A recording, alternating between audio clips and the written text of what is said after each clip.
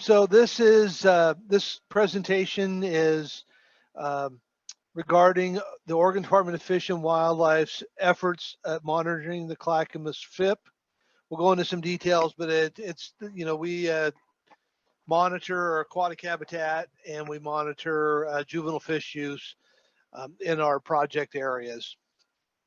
And so what you see, the slide in front of you is is a report that was produced. It was released a few weeks ago, maybe a month ago. This is produced by our Corvallis Research Department, and this covers monitoring activities in 2022. I'll talk a little bit about how we describe our timeframes in a minute, but this does cover monitoring activities in 2022.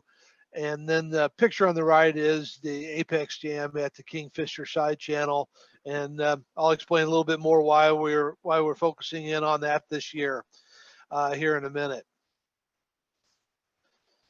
This schedule was produced by me and Corvallis Research and Dan, and this is our sampling schedule that we have, and we actually put this together for our 2026 grant. Here's the table that I was talking about regarding this sampling table that Daniel and I presented to OWEB for our final for supplemental monitoring, which is 26 monitoring. And this is what I was saying. I wouldn't pay a whole lot of attention to the out years in 23 through 26 because we noted that since we started, we've had issues with of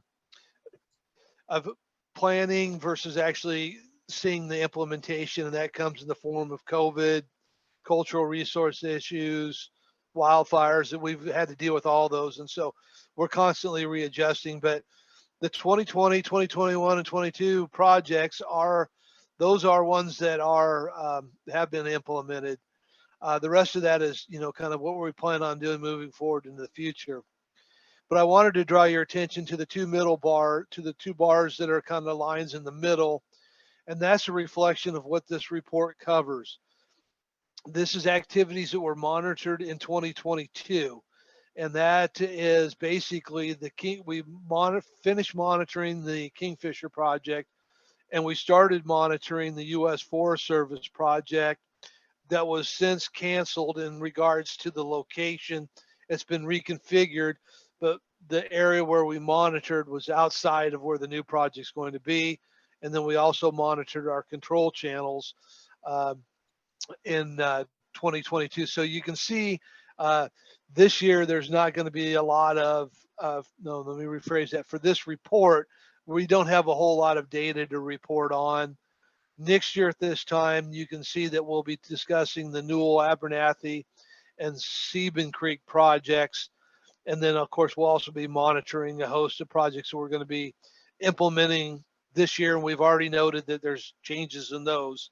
So that's what we're going to talk about today. And so I apologize a little bit on this next slide, but this kind of gives a breakdown of what ODFW is doing. And I have one other slide that has a bunch of words in it, but most of the other stuff is graphics. And so basically what we do is we use a series of methods to capture aquatic habitat surveys. We use on-the-ground surveys. That's folks going through and doing habitat typing. We actually use boat surveys, and those are usually done in the major river systems such as in at the U.S. Fish and Wildlife, U.S. Forest Service project, where you can't really get boots on the ground to monitor the main stem river, so they use sonar surveys. And then we use aerial surveys, and we use snorkel surveys for counting fish. And what we do is we use that information to describe habitat conditions at the site and watershed scale. More at the watershed scale down the road as we have something to compare. We did a boat survey in 2020. We're going to do another one in 2026 and be able to describe things hopefully better at the watershed scale.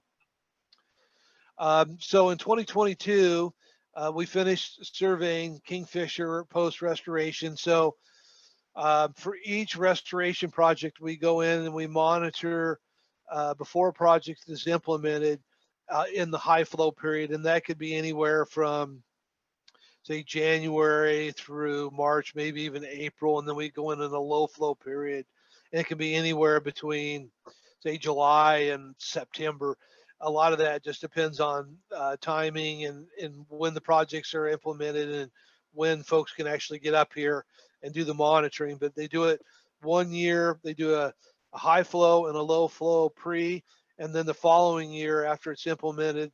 So if they implement it in July of 23, they'll come back out and start doing their post monitoring at the high flow in the winter of 24, and then again in the summer of 24.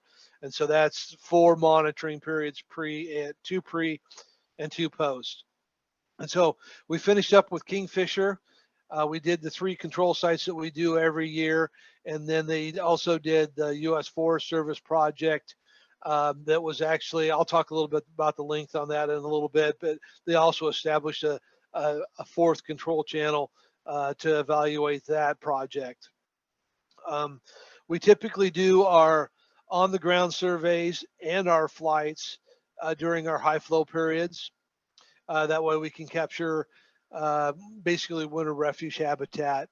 And then in the summertime, we just do aerial surveys unless we don't have the visibility. But we just basically do the aerial surveys in the summer, and they do some comparative analysis on what they're able to capture between winter and summer. Are we on the wrong slide again? No. Still seeing the schedule. Still on the schedule slide. Okay.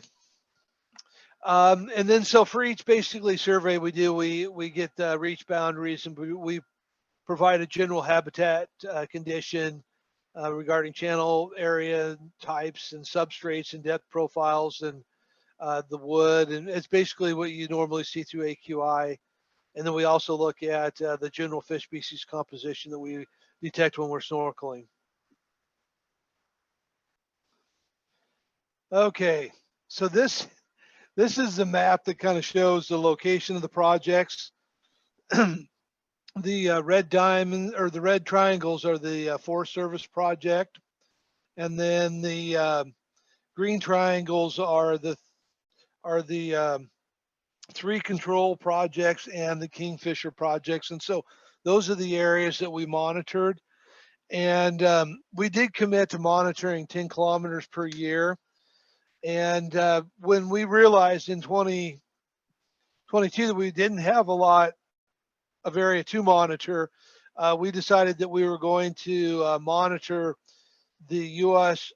Forest Service project, and that is actually about 14 kilometers long. They were originally going to go through and drop logs over the course of, I think it was about maybe 6 or 8 miles into the stream. And so our folks monitored that whole thing, and then the control channel was just upstream of that, and that was about a 3-mile area, and that was more in line with where they could get in and get out in regards to boat ramps and locations closer to roads. And so that actually in 2022 they monitored closer to, I think it was about almost 17 kilometers. The table that you're looking at here is some of the habitat summaries that they collected using the aquatic inventories. And what this is Kingfisher is post completion, and of course the control channels don't receive treatment, and then the upper Clackamas never did receive a treatment. But you can see kind of across the way what percentage was in pool habitat. And for Kingfisher, we'll talk pre and post here in a minute, and even the control channels. But the one thing I kind of wanted to point out on this slide that you see here is the volume of large wood, and we've talked about this quite a bit in the last probably year. And what we talked about is, can we meet the challenge of 30 cubic meters per 100 meters of stream? And we did that on the Kingfisher project. The key pieces of wood are a little more difficult to define Corvallis Research uses a little bit different definition than most of us are used to, which is a little bit, which is they don't use the guidelines for placing large wood. They have a strict measurement, but it's close to reaching those metrics too, which is actually 3 key pieces per 100 meters. So that one turned out fairly well in terms of our reporting to OWEB, that we met some of our metrics that we committed to doing. And then, of course, you can see some of the other metrics down here, the lower control channel. There was some speculation that some of the wood from maybe some of our other projects might have came through, or maybe they came down and settled down after the fire, but we really don't know that answer at this stage. Next slide.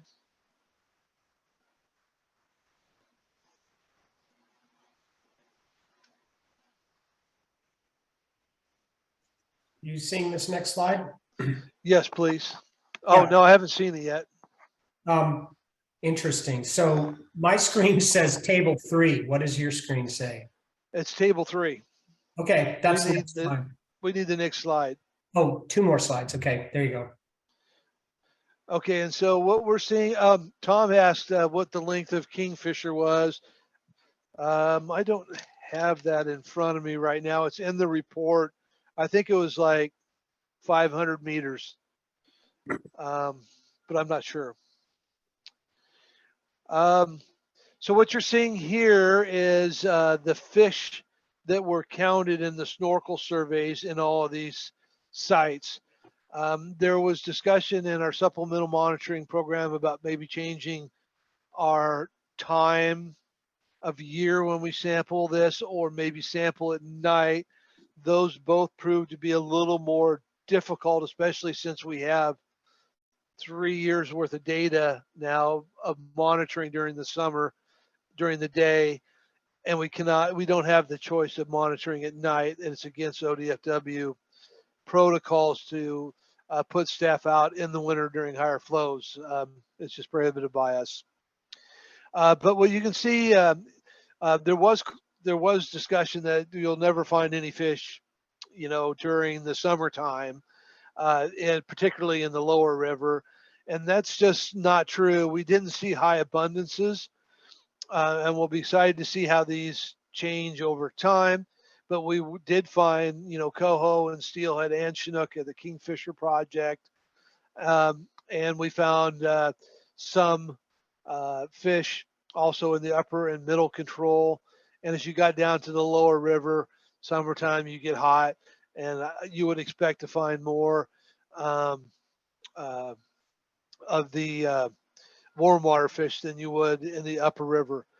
If you look at the U.S. Forest Service control in the upper Clackamas, where that the water conditions are a lot cooler, you can see that they found a lot of fish, including adult chinook, which shouldn't come as a surprise, as they're waiting until the fall to go up or to make their final run and spawn. But there are a lot of juvenile fish in the upper river. And it looks like, Tom, if you didn't get that, Cheryl said it was 1,700 feet, so 500 meters was pretty close. Next slide, Dan.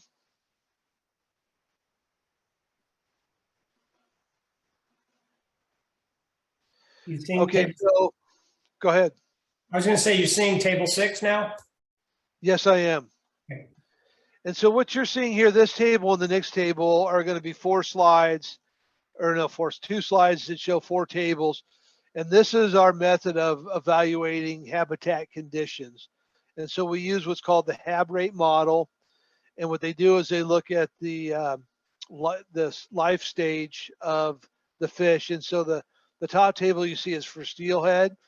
And as you go across the columns, you'll see the stream, which is Kingfisher control channel, and then the year. And so the top 2 lines under habitat, or 2 rows under the steelhead habitat, are going to be what conditions were like pre and post restoration at Kingfisher. And so what they do is they look at what are the preferred conditions for, basically for that first column would be eggs in the gravel, That's going to have to do with percentage of stream substrate, how much is in silt and sand, and what percentage is in gravel, and those. I don't know all the metrics on those, but those are the things they evaluate. And the scale is from 0 to 3. And so you can see that as a result of um, after restoration, basically, the category for responding to emergence went from 1 and improved to a 2. Stayed the same virtually for the first summer. It improved for their winter and the first summer and their first winter. And so what they do is they average those out. And so basically what we can say is for steelhead juveniles, we improved conditions basically from a low to a moderate degree. And that's only after 1 year. You look at, and you can see that the changes, you can compare the changes such as at the upper control, it actually went down for steelhead habitat. Well, the kingfisher went up. When you look at the coho habitat, and I'll try to explain this a little bit, it actually, the preferred habitat went down.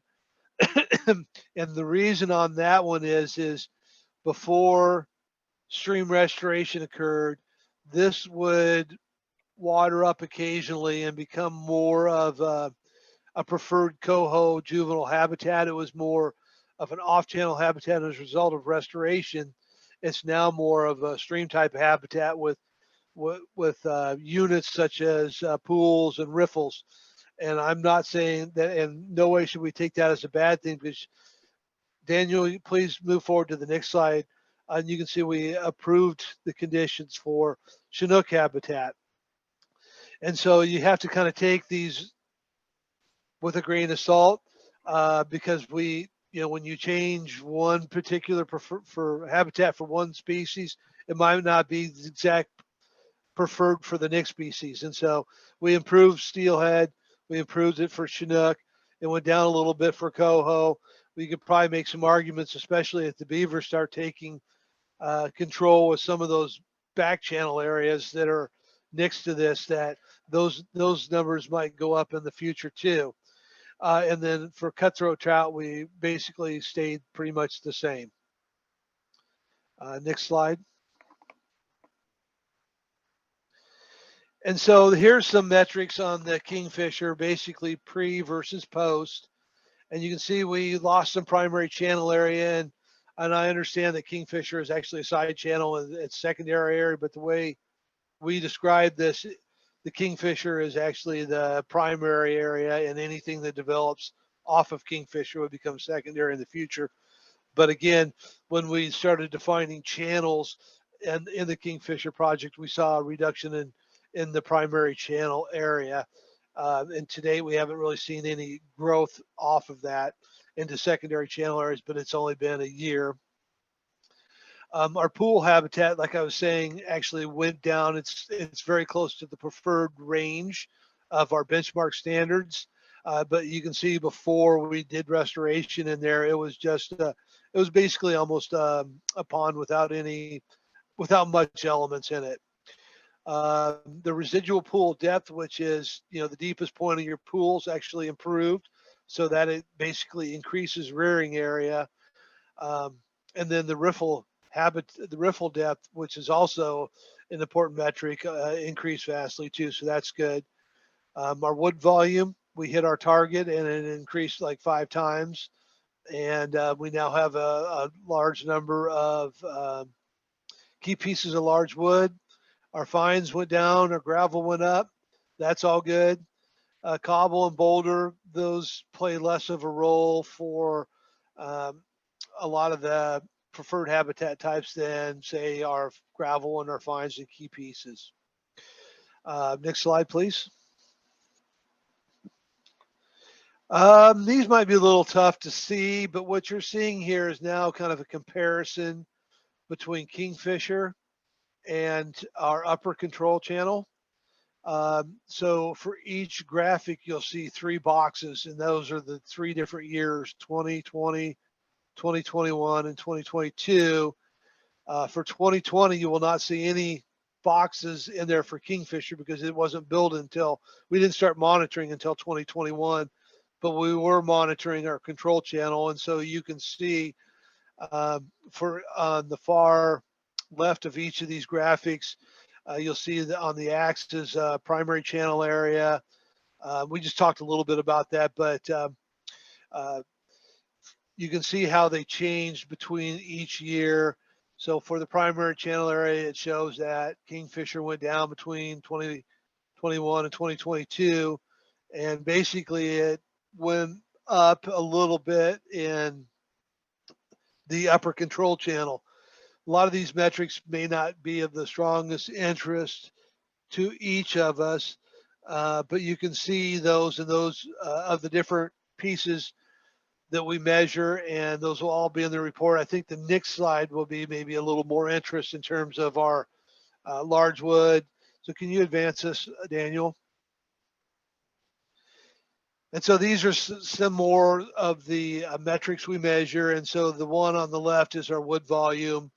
And so you can see that our Kingfisher project went up greatly between 2021 and 2022. And it actually went down in the control channel that we're measuring against. And so you can also see something similar. There was no key pieces of wood in the upper control channel, and we saw a big increase in the Kingfisher project as a result of the restoration work that was conducted. And again, you can see some of the other metrics, and I can't even read those now. I got bad eyes, but you can look into the report if you're interested, or you can question me after this and we can get a little bit more. I think we just lost Daniel. Do you still see the? No, I think you're right. He's no longer in the meeting, so You popped out. Oh goodness, I was getting pretty darn close to it. I was going to provide some last minute summaries of what it is. We'll give. I got the last slide here. Here we go. Hold on a second. There we go. Thanks, Brian. Yeah, this is the last slide, and this is just basically, we only have the opportunity to evaluate, the Kingfisher project on 1 year, but this is some of the summaries that kind of came up, and our folks said, based upon the restoration work, we have seen differences and positive differences in our stream habitat attributes that we wanted to see.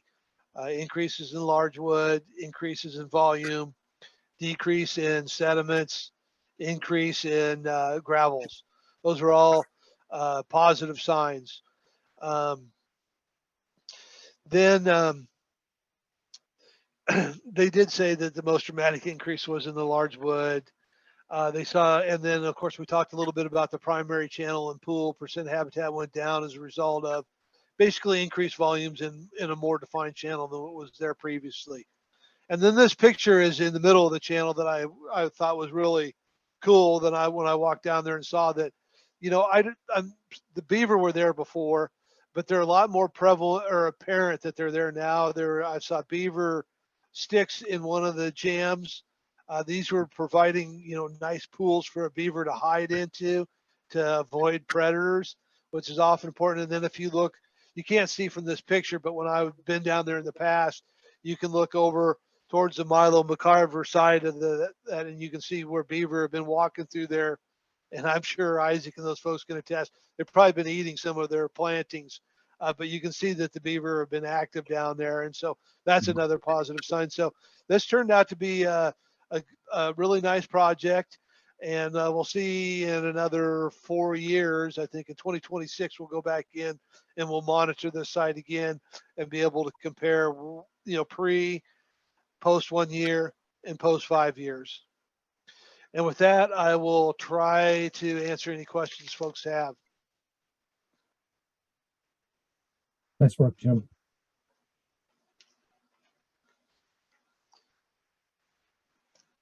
I guess I have a quick question. So in 2023, is the high water monitoring post, is that in the spring or the fall? Do they do that kind of in November, December, or is that in February? January. Okay, I'm having the most hard time hearing you, Brian. So you were asking 2023 post restoration monitoring? When is the high water monitoring? Is it in the fall or spring? So when they do high water monitoring, that occurs in the between the winter and the spring time period. They usually define it as anywhere between January and about April. A lot of it has to do with safety concerns and the availability of staff to come up and monitor basically one site and break. They usually pull like one person off an existing program and then bring their program leader up. But yeah, so high flow periods monitoring occurs between the months of January and April.